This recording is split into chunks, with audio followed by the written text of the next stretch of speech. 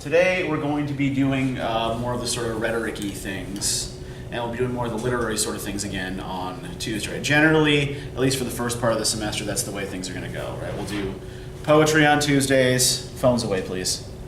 Thank you. And rhetoric stuff on Thursdays. So let's start with the concept of rhetoric itself. Did you guys talk about this in Comp 1? Is this something you guys have had? Some of you have? Okay. So when I say rhetoric, what do I mean? What is rhetoric? It's like using words, like how you portray what you're doing. It has a lot to do with how you make the point you're trying to make, right? So style is a part of it. What are the aims of rhetoric? What is it designed to do ultimately? Persuasion. Yeah, it's ultimately about persuasion. And one of the ways you prove a point is by arguing, or one of the ways you persuade someone is by arguing your point as persuasively as possible. So what we're going to be doing today is trying to get down into how you can, in fact, really own the point you're trying to make. So we're going to start with a couple of quick do-nots. All right, let's define our purpose negatively, because that always works well. Okay, so if I give you a poem to analyze, and the response you come up with is, in this poem, the author uses diction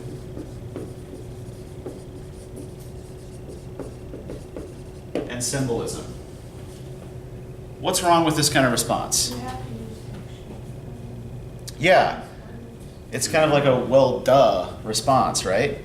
This is exactly what an author does, right? These are the materials that a writer works with. Diction just means word choice, right? Symbolism means expressing one thing in terms of another. This is all pretty standard. Yeah, Matthew? It's too broad. There's no specific example. It's also way too broad, right? You're not telling your reader what the author is using particular choices in diction and symbolism to do, right? So one of the ways you get around having these kinds of responses is to make sure that you break up everything you're trying to analyze into tiny specific parts. And you use the most specific language you can to talk about these parts. For example, how many of you are familiar with the difference between an abstract and a concrete word? Okay, so yeah. Okay, so what's the distinction? What's an abstract word? It's a word that can be interpreted in different ways. It kind of has different meanings.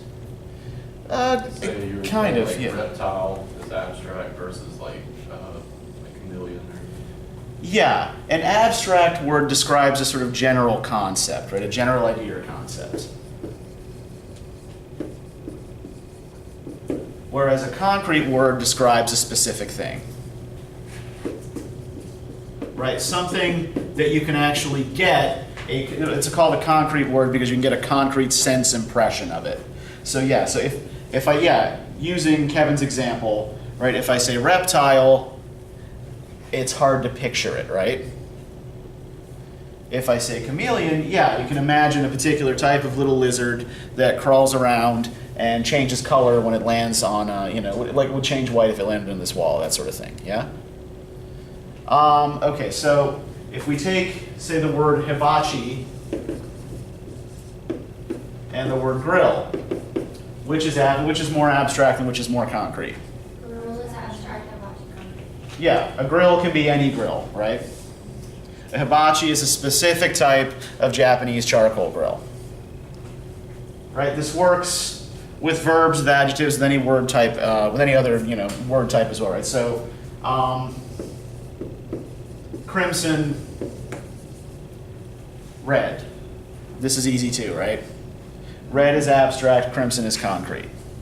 Now, the reason we tend to want to use concrete words or pay attention to concrete words over abstract words is that concrete words usually have a stronger range of associations attached to them. Right? So, yes, crimson is a shade of red, right?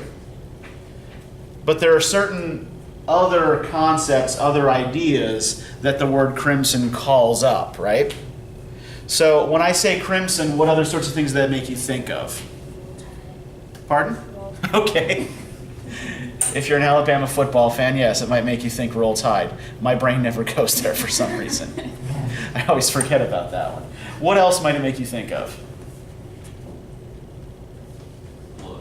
Yeah, it's a word we often use to describe the color of blood, right? Anything else that you think of as crimson, or that crimson makes you think of?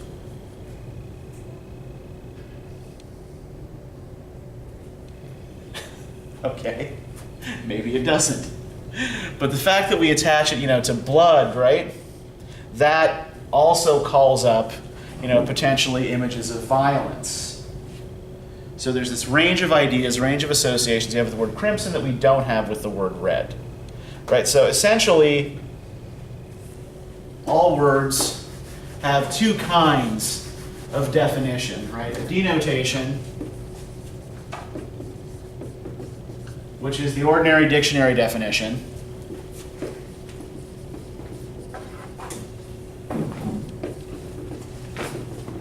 And a connotation, or connotations, and these are these associations we have with particular words.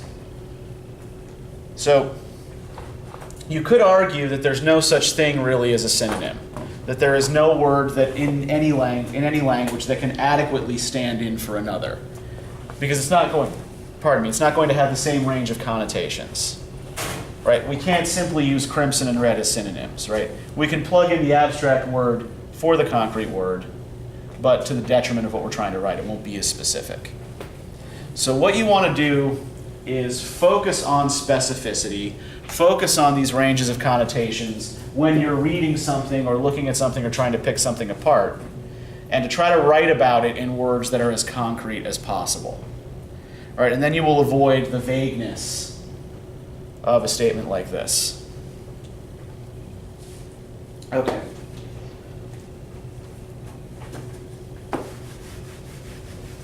Unhelpful response number 2.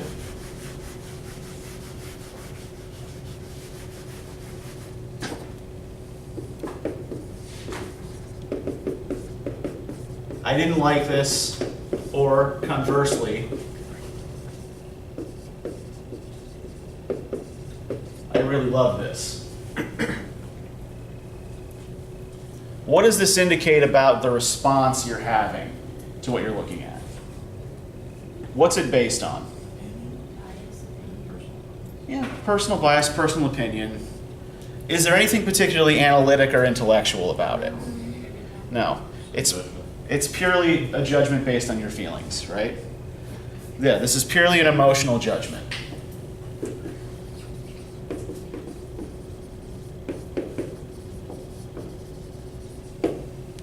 And when you make these kinds of snap emotional judgments, this is usually the first kind of judgment we make, right? You go see a movie, and you sit there in the dark for 2.5 hours, and you come out, and you think, wow, that was an afternoon well spent, or, geez, that's $10 I'm never going to get back. So it's hard to shut down this kind of response, but if you really want to produce good analysis of something, you need to try to suspend it, right?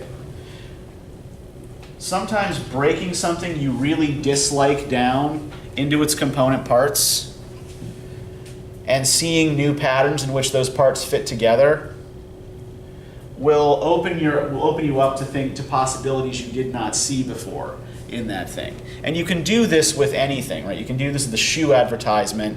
You can do this with a crappy vampire movie. Not all vampire movies are crappy, but this is something you can do with said movie regardless of the level of crappiness. You can do it with a book, you can do it with a poem, right? What have you. So I would just ask you, whenever you are looking at one of the assigned readings, right, try not to rush to this kind of judgment, right? Don't worry so much about whether you like it or don't like it. Some of the things you're going to read, you're probably going to like. Some of the things we read, you probably really won't like. But that's not what we're looking for. If you're just giving me the emotional response, you're not giving me anything deeper, right? Okay. And finally,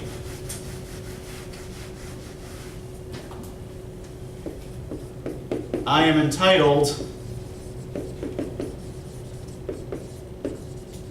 to my opinion.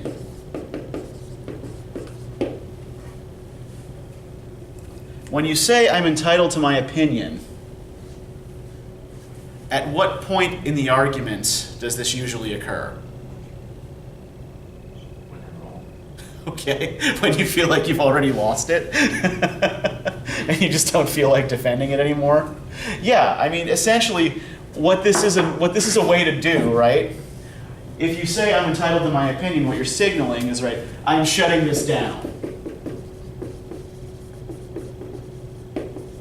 Right? I don't want to talk about this with you anymore. We're done here. It suggests an unwillingness to engage with any ideas that you don't already hold, or with anything you don't already believe to be true. An unwillingness to be convinced by other people's arguments. Closed-mindedness, essentially. But it's also really kind of unhelpful for constructing your own arguments, right? What is an opinion? What is an opinion anyway? When we use the word opinion, what does this mean? Just a personal thought. Yeah, it's a personal thought. Where does an opinion come from? What's that? Your own opinion. It's usually from what you hear other people say. It's often from what you hear other people say, right? Is an opinion necessarily based on reason and logic? No. Yeah, it's usually just a feeling you have, right? It's a kind of gut reaction. So when you have opinions, right, what we're really talking about are these kinds of unexamined gut reactions that you have to things you don't really think very much about. Now, I am not trying to say that you are not allowed to have your own ideas. What I am trying to say here is that if you have an idea about something, you should be expected to defend it. You should be able to defend it using evidence, using logical reasoning. And when you say I'm entitled to my opinion, what you're saying is that you're not willing to do that. Right? You are not willing to actually go to bat for anything for any of your own ideas, right? Okay. So really, the key to getting around any of these kinds of gut responses we have is to start with close, completely objective observation of detail.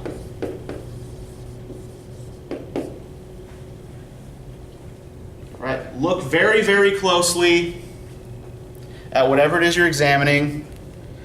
Pick apart the various details you can detect in as much specificity as possible, right? Zero in to the smallest little details. And then look at the ways the parts fit together. Right? This is the building block of argument.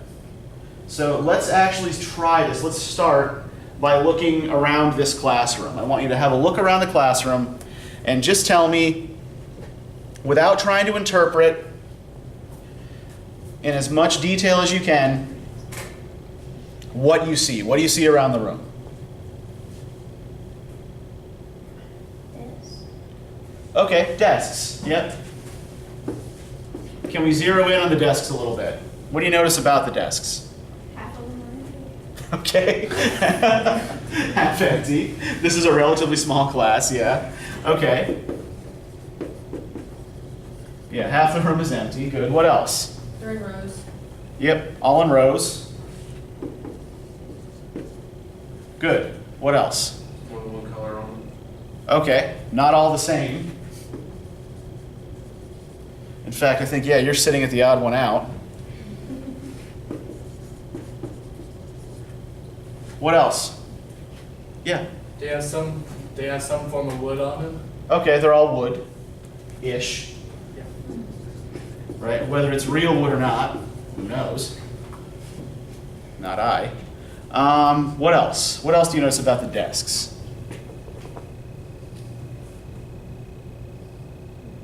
Anything about their state of... Oh yeah, go ahead, Chesley. They're each unique. Like they each have their own writing or marks on them. Okay, yeah, they're clearly not fresh from the factory, right? Yeah. Yeah. They're all marked up in different ways. And if we had to make a comment about the general state of repair of most of these desks, what would it be? They're functional. They're functional, they work, yeah. Yeah, sort of, yeah, fair, yeah. Yeah, I they're think- not the worst ever. Like, No, they're not. the greatest in the whole world. Yeah, they're not the, right, they're not the worst, but they're clearly not new, right? They're a little bit worn. Okay, so that's the desks. Let's choose something else to focus on for a minute. What else do you notice around here? It's very white in here. The walls are white. Okay. Yeah. The walls are white. Looks like it made of cinder blocks. Okay. Cinder block. What else about the walls? Pattern. Okay, yeah, pattern and blocks, yep. There's no decoration. Yeah. No decorate, really emphasizes the This whiteness is of the bad. walls, right? Yeah, the only piece of decoration They're very loud. in the room is this old, very, very old literary map of Georgia on the bulletin board. So yeah, so the walls are cinder block, white, and unadorned.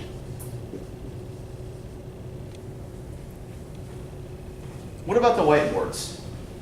If we move to those for a second. They've been used. Okay. Clearly used. What about the way they're positioned in the room? On the wall. Yes.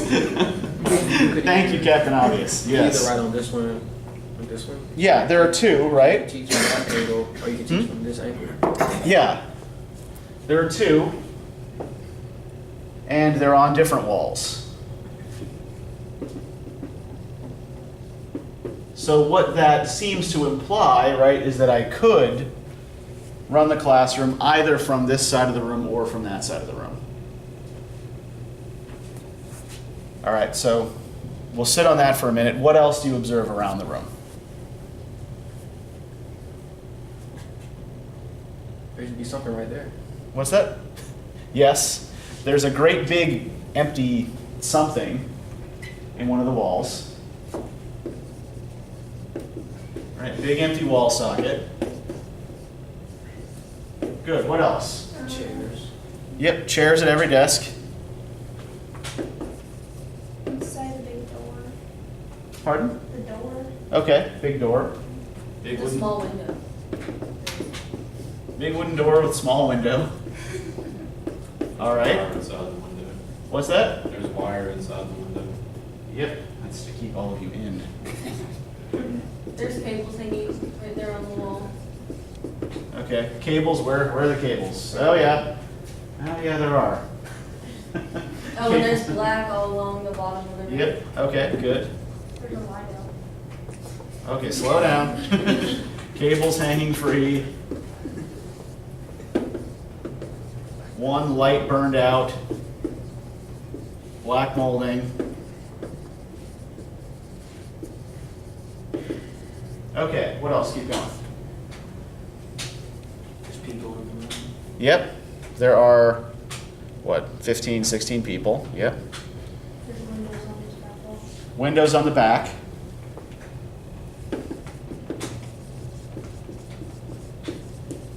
What about on the ceiling? Tile ceiling, yep. Yep, there's a projector.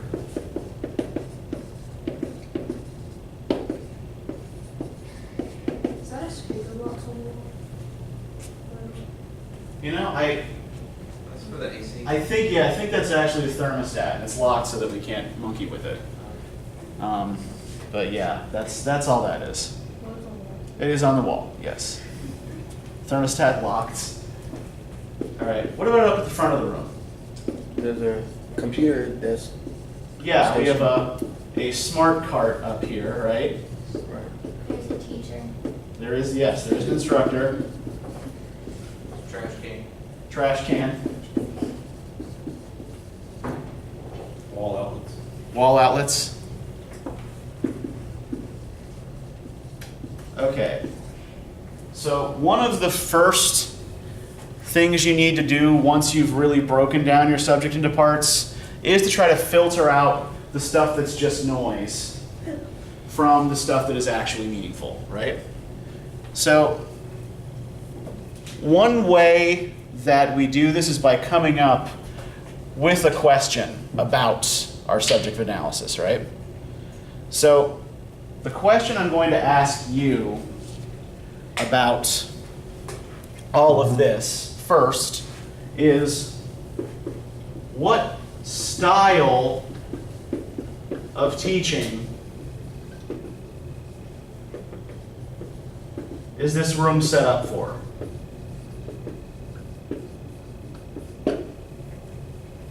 How does the university seem to expect me to run a class based on the way this room is set up, and provide the evidence?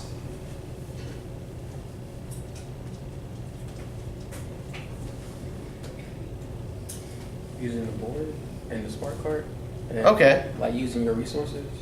Okay, yeah, so they've got some electronic resources here, right? So they seem to expect me to be integrating technology in some way. Okay. What else? You had a hand up, Bethany. The desks for us to sit in. I'm sorry, I can't hear you. Desk, for us to sit in when you teach. Okay. What else? They want you to be prepared, obviously. Okay. They don't have like nothing on the walls that say anything, or, you know what I mean? Like, it's all you. You gotta come up with every single thing. Yeah, there are no distractions in this room, right? Nothing really worth looking at on the walls. So, what about the way the desks are set up here? They're all facing you, they're all facing the front. Everything's facing front, right? Everything's facing forward, right? I do have a whiteboard I could use over there, but what way is the projector pointing? I don't know. This way, right? Smart carts up here. And what about the size and relative clunkiness of the desks? If I wanted you guys to turn around and face the other wall, would it be easy and convenient to do that? No, it'd be a pain in the ass and it would make a lot of noise, right? And somebody down the hall would probably come and complain. So this second whiteboard here seems to be almost completely extraneous. And the room seems to be set up for me to lecture to you from the front, right? If I wanted to try some other kind of teaching method, some other sort of teaching style, it would be hard to make that work in this room. It's not what the room is set up for, right? It would take some doing. Okay, so second question we could ask about this room, right? Given what you see in the room, what are the educational priorities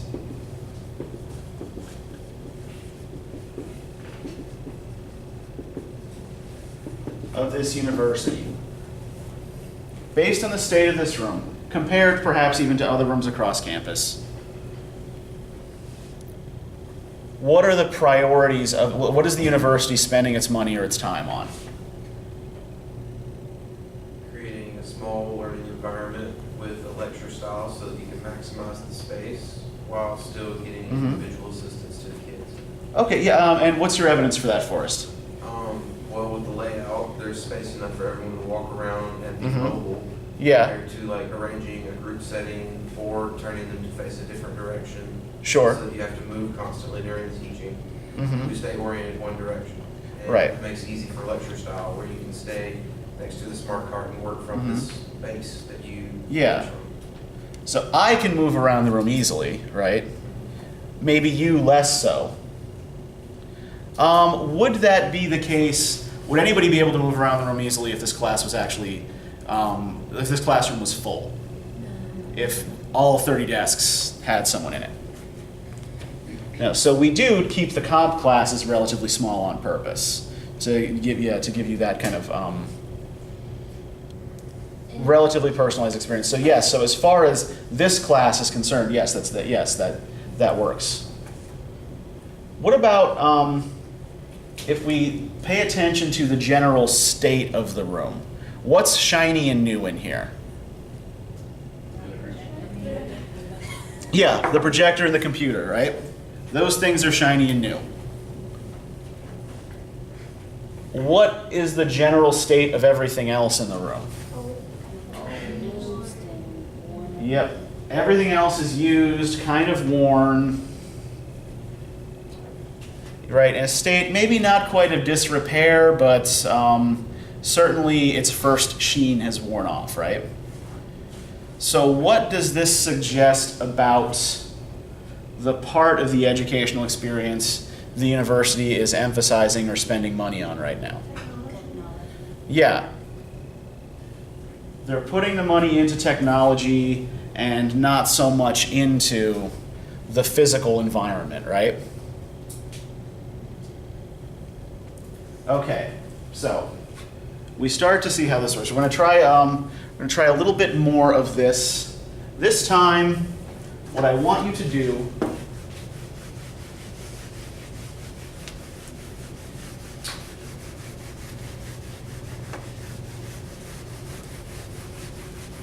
so we got some space on the board here.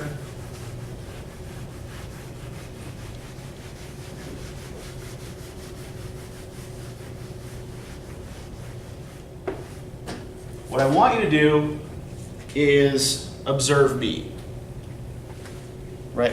My appearance, my movements, my mannerisms, the way I speak, whatever. The clothes I'm wearing. Just observe though, right? Just make observations. Don't try to interpret those observations yet. For example, one of the first things somebody always says when I ask them to start this is, "You're married." Well, how do you know? You're here. Yeah, exactly, right? So what I want you to focus on is the evidence level stuff first, right? "You're married" is an interpretation. What I want you to focus on is not that stuff, but just actual detail, right? Actual physical, concrete detail. And I'm not easily offended. I'm not easily insulted, right? I'm a big boy. I can take it. You won't hurt my feelings.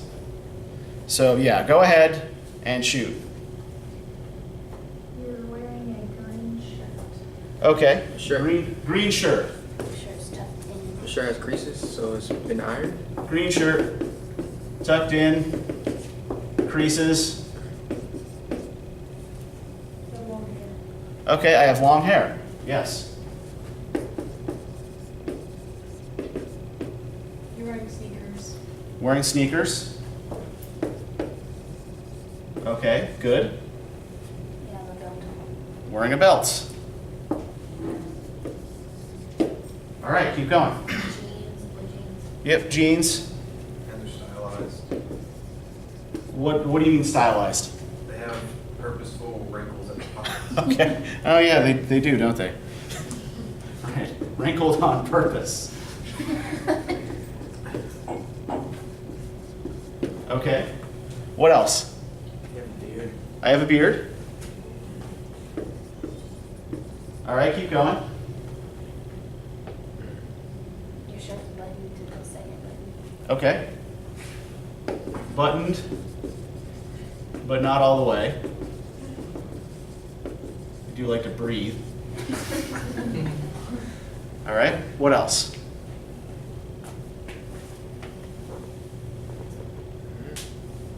You talk with your hands, so Okay, talks with hands. Good. You're right-handed. Right-handed.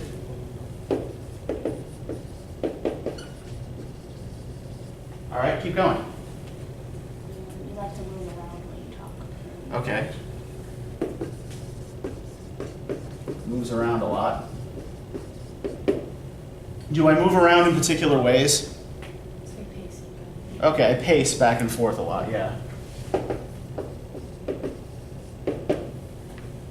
Okay, what else?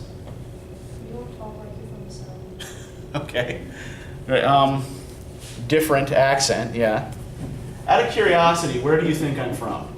I don't know, I just know you're not from here. Alaska. Alaska. And that Alaska mug, I saw it the other day. Well, you know, this is a Nova Scotia mug. I mean, Oh, like, never mind. dude. Never mind. Okay, so no idea where I'm from, basically, based on accent. From Like north, Michigan. northern United States. Okay, Ohio. somewhere north of here. Okay, Ohio, you would say. Not California. Definitely not California. Colorado. Wrong end of the country. Anywhere in the Northeast. Yeah, Right there. north. Yeah, yep. You guys are north. I'm from Pennsylvania, so you were close with Ohio. Yeah. All right. So what else? Very engaging to the students. Okay. Give me a concrete example of that. A lot of examples and trying to get the students to talk. So. Okay. So I You're on the board a lot. I provide examples and I ask you a lot of questions. I write on the board a lot. Eye contact. Okay. I make eye contact. You point at us with the marker. Okay. I do. Yes, points with marker. All right, yeah, go ahead, keep going.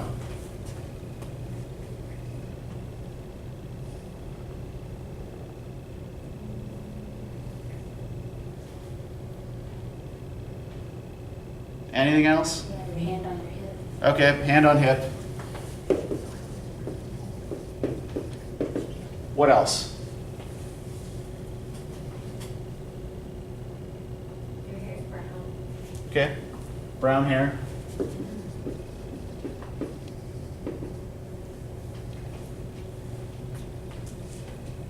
It's lighter on the longer end, so I guess it was a different color before. Many, many years ago. Maybe. Yeah, I mean, you know, did some experiments with hair dyes in college, but not for a long time. You stand like relaxed, you're not straight up, you like lean to the side. Okay, leans. All right, anything else? You have some sort of dot on the center. Okay, yeah, freckle on face, yeah. All right, freckle and mole on face, yes. My father had one in exactly the same spot. Anything else? You always come to class with a drink. Okay, do we, with a specific drink? Coffee. Yeah, it's coffee, yeah, I'm always drinking coffee, yeah.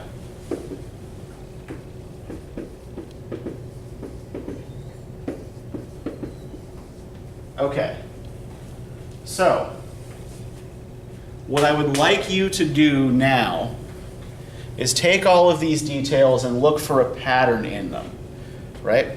Take things that seem to be related to each other, put them together, and try to answer the question, right? How do I want you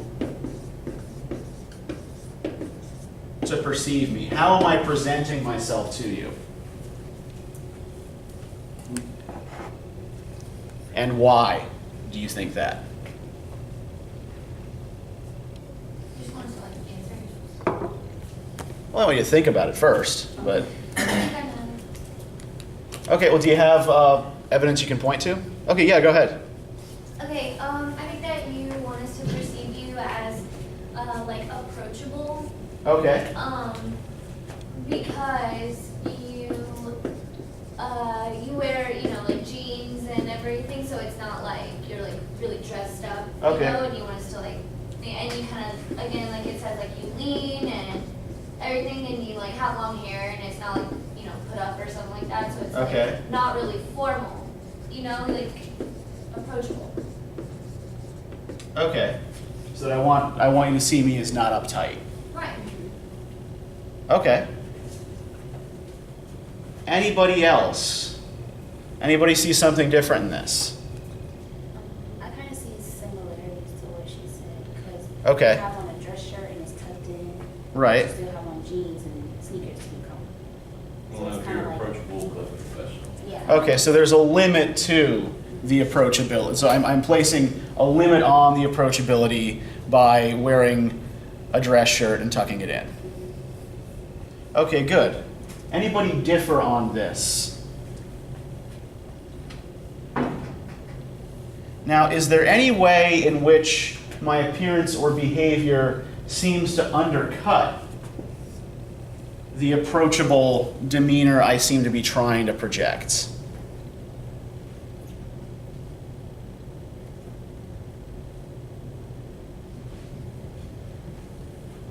Yeah, Chesley. Okay, the way that, with the example how you know, point at us with the marker and things, or Mhm. it doesn't really say pointed questions, but that you do ask questions, but like Uh-huh. I feel a lot of the times that they are pointed, like you're looking for a specific answer. Okay. So it might be a little bit less approachable to say, you know, the wrong thing, or you're just kind of scared. You get what I'm saying? Okay, So that those things mhm. are that undercut. that I do a couple of things that, whether intentional or not, are Right. slightly intimidating. Right, yeah, you know, yeah. to some extent. Okay, yeah, and I can see, yes, pointing at people is intimidating, yes. And, you know, I will say to you, like, I'm not intimidating you on purpose. Okay, anything else that seems to undercut the idea of approachability?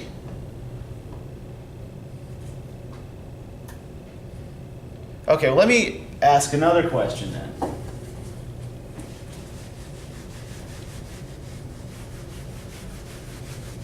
Right, so I'm trying to appear comfortable and approachable and relaxed in front of you, right? How comfortable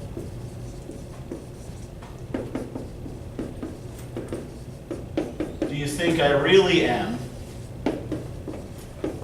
And why?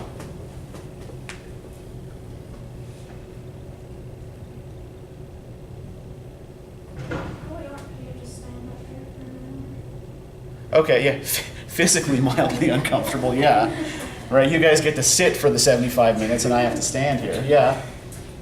I think that based on the things that we've listed here, Mhm. you seem relatively comfortable because Okay, you're sitting there making eye contact and leaning and, you know, using examples and things like that, like really just talking to us. okay. Sort of. So I don't feel like you're like that uncomfortable. Okay. Is there anything that indicates that I might be uncomfortable or less comfortable than I appear? Pacing. The pacing, okay, yeah. Pacing is something that often indicates nervousness, right? Mhm. It often indicates that you're not really fully comfortable with where you are. What else might indicate nerves? Shifting hands while waiting on a question to be answered. Yeah, I shift my hands a lot while I'm waiting for you to say something, right? Yes. Hand movements.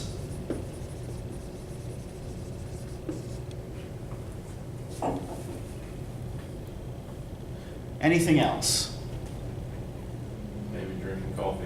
Okay. That's something for you. Yeah. The coffee. right? It's on the one hand something to do with my hands, and it's also something I can take a sip when I can't think of exactly what I want to say, and take a minute, right? All right, anything else that suggests I'm not 100% comfortable? Will you ask us more questions so you don't have to talk the whole time? Okay. Yeah, the fact that I ask you a lot of questions to take more pressure off of myself. Now, I am also asking you questions because it's my job. Right? I'm supposed to be asking you questions. But yeah, you're right. That does take a lot of the lecturing pressure off of me. So if we combine your impressions of my level of discomfort with what we've already observed about the kind of class that this room is set up for, how ideal is this environment, do you think, for the kind of class I would prefer to run or be more comfortable running?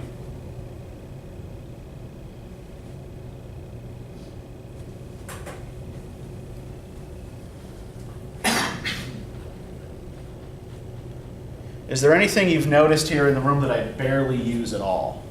The chair. Projector. I never use the chair, yeah. And the smart card. Yeah, I almost never use the smart card or the projector. So, right, these are completely irrelevant, by and large, to whatever I'm doing in here.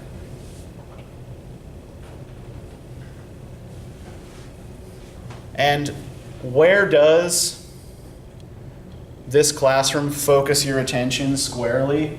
On board. Yep, right up front here. So, if I'm someone who's a little uncomfortable being up in front of you, essentially a classroom like this is set up to amplify that level of anxiety because you're always looking at me. There's nothing else to look at.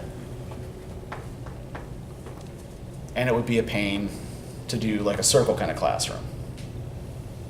Okay, so let's pause a minute. Like, this is the way analysis essentially works, right? You start with observations, some of which you're going to throw away, right? A lot of these things you observed about me didn't actually help us make any sort of determinations about the questions that were asked, right? A lot of the things we observed about the classroom didn't really help us interpret the classroom anyway, right? So a lot of that was kind of just noise. But you still need to go through this process in order to figure out what the important parts are. Now, it helps that I was giving you specific questions to answer here. Normally, you're going to have to come up with the questions yourself, right? And the way you come up with those questions is through close observation and looking for patterns. Right? Those observations are going to lead you to implications, right? What might these details mean? And when you put the observation, the implications together, you end up with conclusion. This is what I think is going on. This is what I think matters. All right, so let's try this with the homework assignment you were to do for today. It'd be best, I actually am going to use the projector. It'd be best if somebody can say, give me an example of the picture that they used. Can somebody tell me like what picture you used? I'll find it online and call it up. Bruce Lee versus Ali.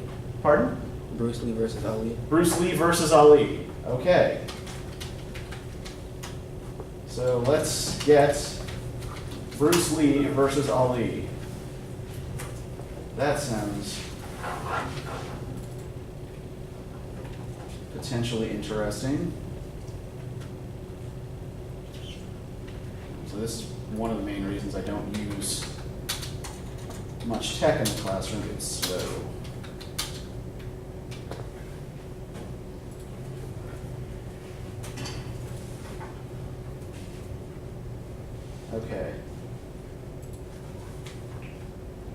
Is the picture you're talking about Devontae in a boxing ring? Yeah. Okay, I think I found it then.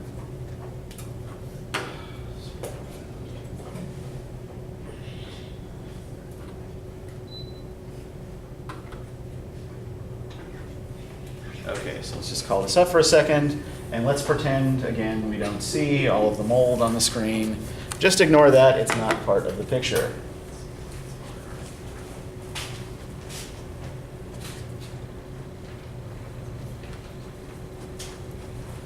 Okay.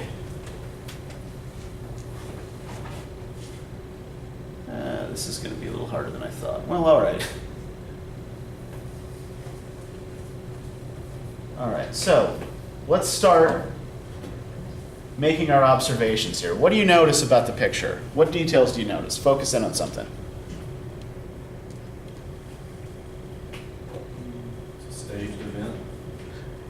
Okay, what makes you say staged event? From the audience. Okay, yeah, there's an audience. There's lights and cameras. You have audience, lights, cameras.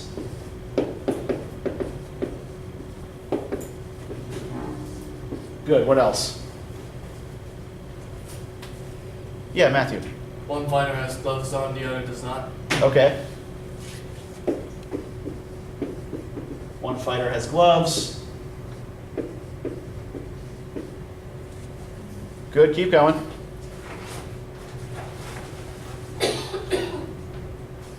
Maybe if you focus in on other differences and similarities between the two fighters. Yeah, Anna. The quality, I guess, between Bruce Lee and the rest of the picture, his figure is more The lighting. crisp or whatever, divine. And Okay. the picture's kind of like hazy. Okay, so yeah, Bruce Lee has an image that is, yeah, I think crisper is a good way to put it. Yeah, it's more, it is, yeah, better lit, more clearly defined. Good. Keep going. What else, Kevin? Well, Bruce Lee's on the attack, Muhammad Ali's dodging. He's Okay. More known for, float like the butterfly. Yep. He attacks. Ali dodges. But I think Ali was, I think he was the guy who invented the rope-a-dope strategy, right? Let the other guy wear himself out trying to get through your guard and then just knock him over. He was a master of it. Mm-hmm. Okay, good. What else? What else do you see?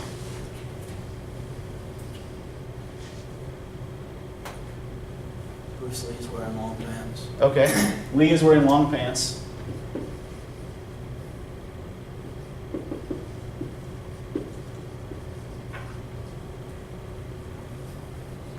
We see that Ali is dodging, right? How is he dodging? Yeah, falling back.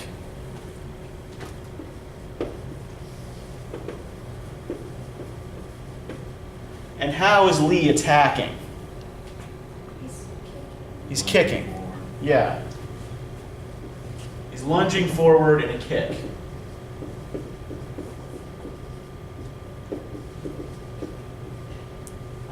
Okay, what else do we see here? What else do you notice? Bruce Lee is very focused. Okay. What focused in what way? Like his face. Okay, yeah, if we look, where is his face directed? Like right at his face. When he's like looking in the eye. Yeah. Right, Lee is staring into Ali's face. What about Ali? What about his face? He looks like he's looking back. Okay, yeah, so both fighters are making eye contact, right?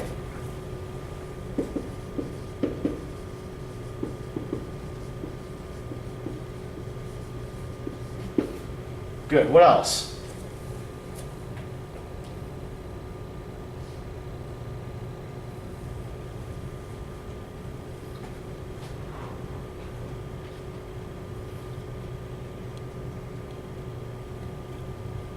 Muhammad Ali looks a lot bigger than him. Okay, Ali looks bigger.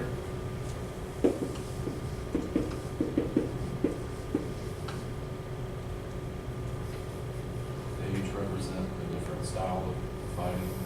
Yeah, this is not a fight that would actually happen on any sort of real professional competitive level, right? Well, I guess maybe in UFC it would, but this didn't happen back when Lee and Ali were active, right? So yeah, what we have here are two different fighting styles. Right, that's actually a really good observation. So, It's black and white. yeah, black and white. They're caged in by the ropes. Good. Caged in by ropes. The lighting is off in the picture. How so? Explain. Well, I mean, I can't really. I guess that's never mind. Well, It's I don't a lot know. darker. Are you talking about this, like this kind of shadow that cuts across the middle of the picture? Well, And behind. yeah, but since it's a ring, there's Uh-huh. lights all around it. Uh-huh. But the light reflecting off of Bruce Lee's body is brighter than it is on Ali's back, which suggests that, obviously this is edited. Yeah. If it wasn't, you could tell like the Mhm. lights are stronger shining on Bruce Lee than it is on Ali, which is usually not the case. Right. So Well, I think you do raise something else interesting there, right? We see Lee's front and Ali's back.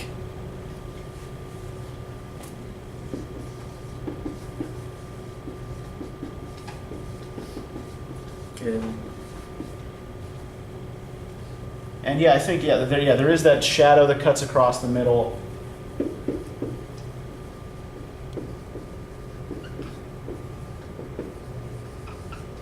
And yeah, can we really see very well anything beyond the ring? No, like you were saying there, everything beyond the ring is kind of hazy, right?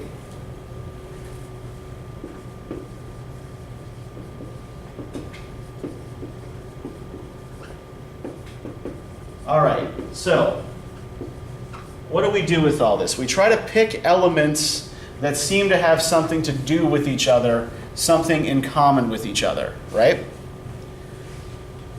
So think about the things we just discussed and see which elements of this you would place together. Which of them seem to make up a pattern or a theme to you?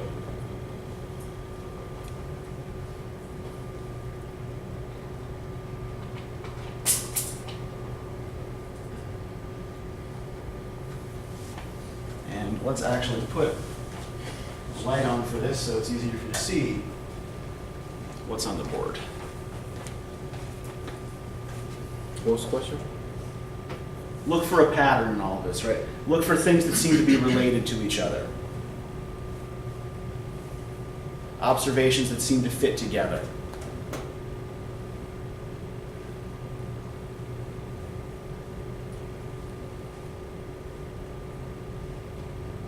It's kind of like they're making Bruce Lee look kind of like the bigger man, I guess you would say. Okay, so you think that this is I don't set up in a way to amplify Bruce Lee. Okay, why do you think this makes Bruce Lee look bigger? Why do you think this amplifies his image? like he said, the light was on him. Okay. Ollie's Brightly lit. Ollie's back's to. Yeah, right. Lee's front is to us, Ali's back is to us. Good. Yeah, Bryce. It's on the offensive. Yeah, Lee is on the attack and Ali is backing away. Good. What else? What else suggests that our focus here, our focal point is supposed to be Bruce Lee? Bruce Lee's image is crisper and Ali is kind of faded out. Mm-hmm.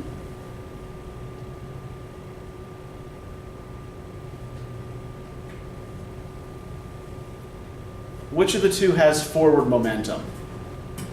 Bruce Lee. Yeah, Lee has forward momentum.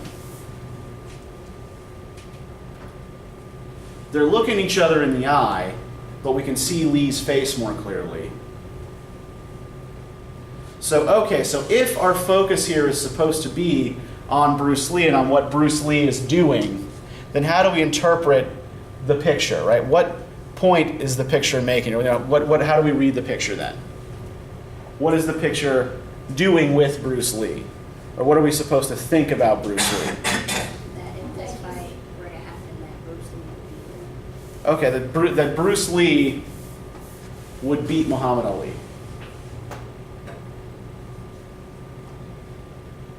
You're shaking your head about that, Kevin? You don't think so? I don't know, you just can't say that. Yeah. Yeah, It was you're funny. I right. don't have an argument, but you just can't say that. It was funny Yeah. because in an interview with Bruce Lee, Uh-huh. he said that he studied Ali's footage and mirrored his moves Mm-hmm. and came to the conclusion that if they would ever fight, he would lose because I mean they both, if you can tell by that kick, Uh-huh. Bruce Lee is really quick. So if you would have ever kicked in a fight, it would be really fast. And Yeah. Ali has been known for having fast reaction speed. So is Bruce Lee. So like Uh-huh. they're both on par as far as reaction time. Yeah. So it's only a matter of power. But as far as what's actually in the picture here as well, Lee's on the attack, but is he connecting? No. Yeah, Ali gets away. You just got to come around and with a right. And Yeah, I mean, Ali was a was a smart fighter and a quick fighter. Does this actually present a situation in which either fighter appears to be winning? No. Yeah, Lee is on the attack, but he's not connecting. So they're both equally matched. in reaction speed, but probably not power, like raw power. I Because mean, like, not in the actually, like, we're literally just talking about pictures. We're trying not to bring too much from outside the picture in here. We're just looking at the picture, right? So, I mean, if you know by the picture, you can tell like Ali is slanted. So he's leaning. So it means he's Yeah. actually taller than he looks. yeah, he's slanted. He's lean. He's significantly bigger Yeah. than Bruce Lee. But yeah, he's slanted. He's talling. He's taller, but he's falling back, and Lee is moving forward. So we've got one active figure and one passive figure. Right. So is what we have in the picture actually one fighter triumphing over another, one fighting style triumphing over another, or two in a kind of balance? Yeah, I think, what the picture here is striving for is balance. And I think there are a couple of other things that we can bring into this here as well, right? Our attention is drawn directly to the two fighters, yes? Everything outside the ring is hazy. So our attention is focused right here. Where is their attention focused? Yeah, directly on each other, right? They are looking each other right in the eye. None of this other stuff matters. Right? So they are balanced, sort of in contention with each other, each behaving in a different but complementary way. So yeah, what this picture is striving to present is this balance of forces, I think. That's how I would read it. All right. We have a little bit of time. Let's. Who else has a picture they can share? I did mine on the persistence of memory. That's really about. All right. Great.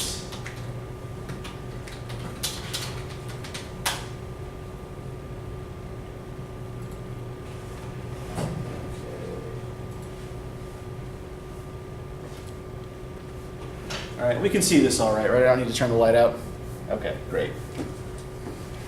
Okay, so one thing about this painting is that it does have a title, so we can get some sense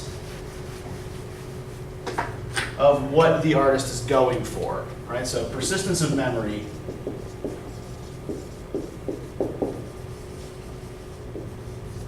And what are the things that stand out here? The melting clocks. Okay, yeah. The thing we first see, the thing we first notice is the melting clocks. Good. All right, all of these markers are terrible. What else? Broken tree. Broken tree. Or dead tree. Yeah, broken dead tree. Good. Clocks look old fashioned. Okay, old-fashioned clocks. Right, these are like the kind of, right, the kind of clocks you wind. They don't have a battery. This painting was done in like the 30s. Yeah. So those would have been the only clocks that Dolly would have known. What else? One that's either closed or has no face. Yeah. This one over here? Yeah, I think that's like bugs on it. Yeah, there's one that has ants swarming all over it.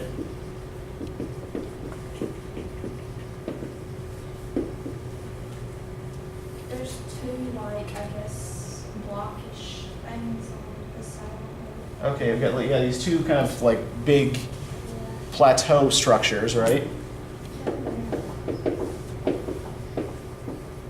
Well, it looks like a small plateau in the distance. Yeah, this one in the distance is a lot smaller. And then there's like a right? mountain, or And then, like yeah. a small mountain. Yeah, there are cliffs in the background, right?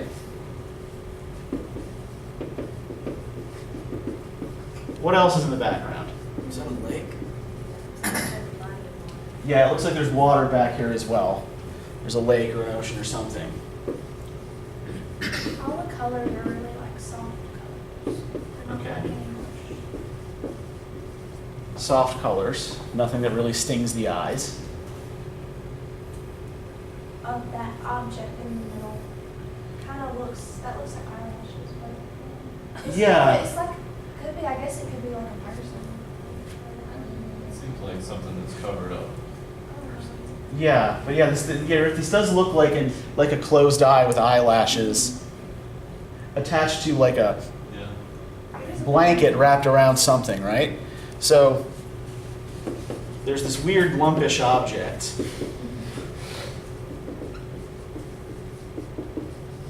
With at least one or two humanized characteristics. So we'll say human-ish. It kind of looks like it's melting too. Yeah. Anything that's not part of the landscape looks like it's melting, right? Except for like the plateaus. In the tree. Yeah. What does the tree? Does the tree look like it's melting? Oh, It looks dead. Yeah, a little. It's dead. Like you don't know. Like at the bottom, like towards the box. it Yeah, it's kind a of little like melts, kind of. And like where'd the rest of it go?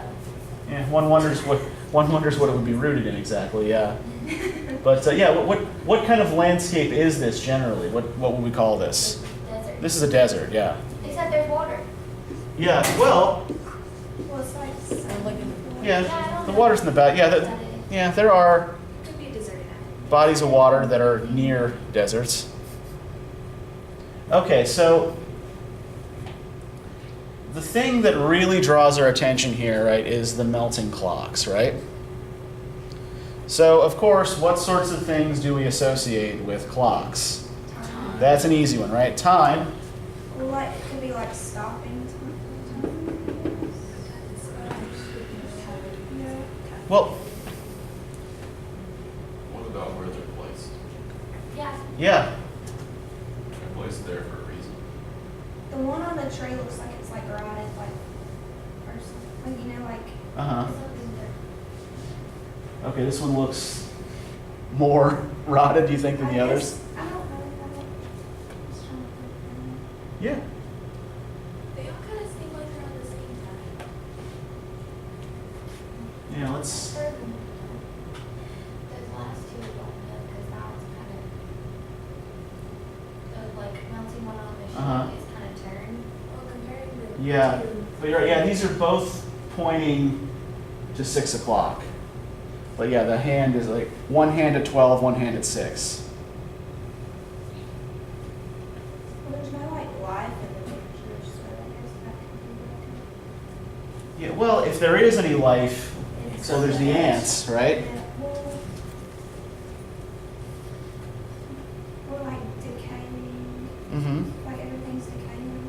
Yeah, everything in the picture seems to be melting, decaying, falling apart, right? The only life we see in the picture is life that we associate with decay. Apart from maybe whatever this is, and it's dead or sleeping.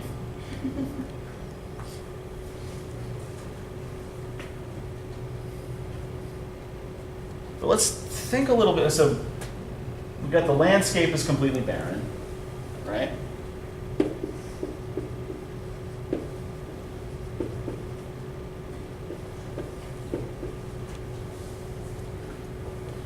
And why should we have these clocks melting, right? These things that make us think of time. Why do we have these clocks melting in this barren landscape? What's the point? Maybe time doesn't exist wherever that is, or maybe it's Mhm. like, I don't know. Yeah, I mean, does time cease to exist because your clock breaks or melts? Yeah, a clock is just a way that we measure time, right?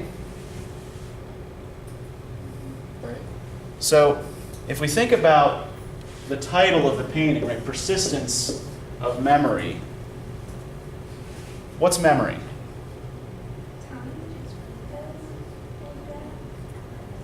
Yeah, it's, you know, moments in time collected in your consciousness, right? So memory persists.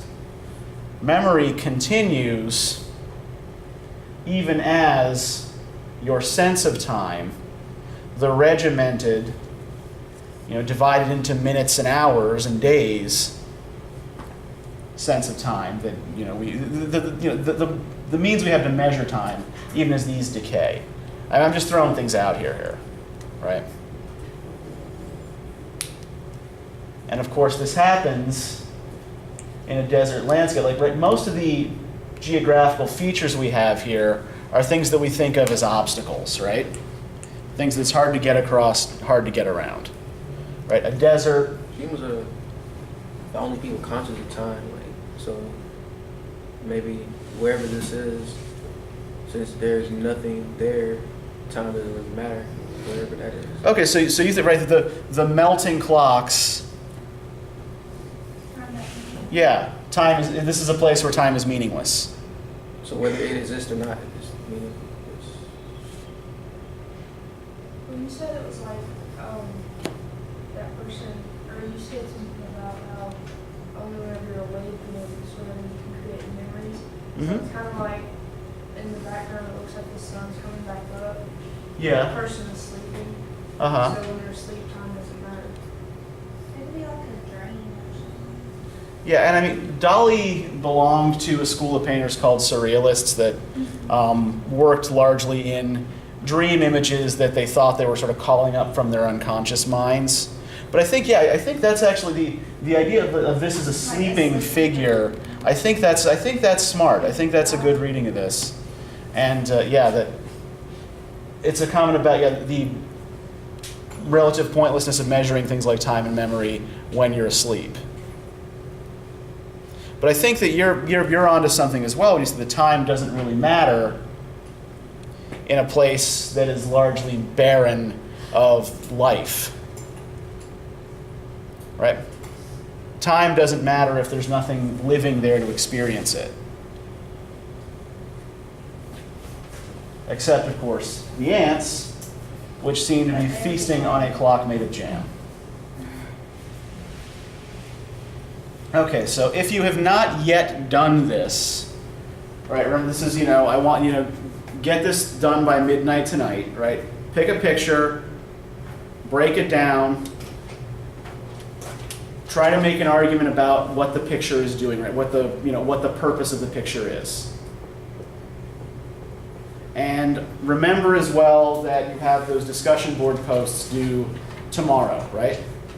I have a question about that because Yeah. on the thing it says like Friday the something, but it's like Oh, the yeah, date it's that a you day have is a Saturday. It's a day off the calendar. I am really bad at reading calendars, is what it comes down to. Yeah, so if it says Friday, go with Friday. Yeah, so the directions for that are posted in Georgeview under syllabus and assignments. If you have any questions about it while you're doing it, please do feel free to shoot me an email. And I will have those poems that you wrote for Tuesday posted tonight. a couple of you got me the poem a little late. And that was okay for the first one, right? In future, please try to have them done on time. All right, so we will see you on Tuesday to talk about sonnets. Would you prefer we email it to you?